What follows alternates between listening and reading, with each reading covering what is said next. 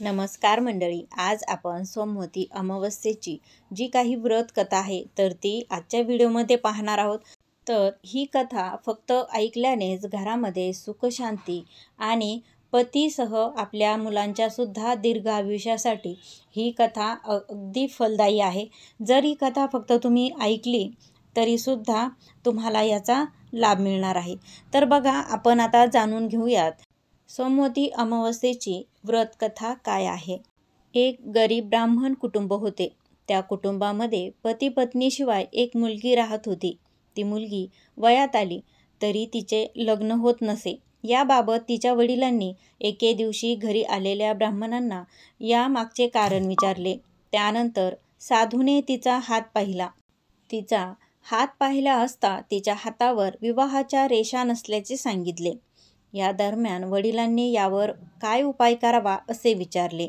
त्यावेळी त्या साधूने उत्तर दिले की बाजूच्या गावात एक सोनी नावाची धोबीण राहते। ती स्त्री तिच्या मुला आणि सुनेसोबत राहते। ही धोबीण स्त्री सुसंस्कृत आणि आपल्या पतीशी एकनिष्ठ आहे। त्यामुळे तुमच्या मुलीने जर तिची सेवा केली आणि त्या धोबिणीने तिच्या भांगाचे कुंकू तुझ्या मुलीच्या डोक्याला लावले तर तुझ्या मुलीच्या आयुष्यातील जे काही सर्व दोष आहेत तर ते दूर होतील। त्यानंतर ब्राह्मणाने ही गोष्ट आपल्या पत्नीला सांगितली। त्यानंतर मुलीने धोबिणीची सेवा करण्यास सुरुवात केली। ही मुलगी दररोज पहाटेच्या अंधारात येऊन सगळी कामे करत असे। यावर एक दिवस ती धोबीण स्त्री तिच्या सुनेला म्हणाली, तू दररोज सकाळी सर्व कामे करतेस, कळत देखील नाही। यावर सून म्हणाली, मी नाही करत, मला तर वाटले तुम्ही करता। दोघीही कामे करत नाही, मग घरामध्ये किंवा आपल्या घराच्या अंगणामध्ये मग ही कामे कोण करतं, असा प्रश्न या दोघींना पडला। त्यानंतर त्यांनी लक्ष ठेवण्याचे ठरवले। त्या दरम्यान ब्राह्मणाची मुलगी येते आणि कामे करते।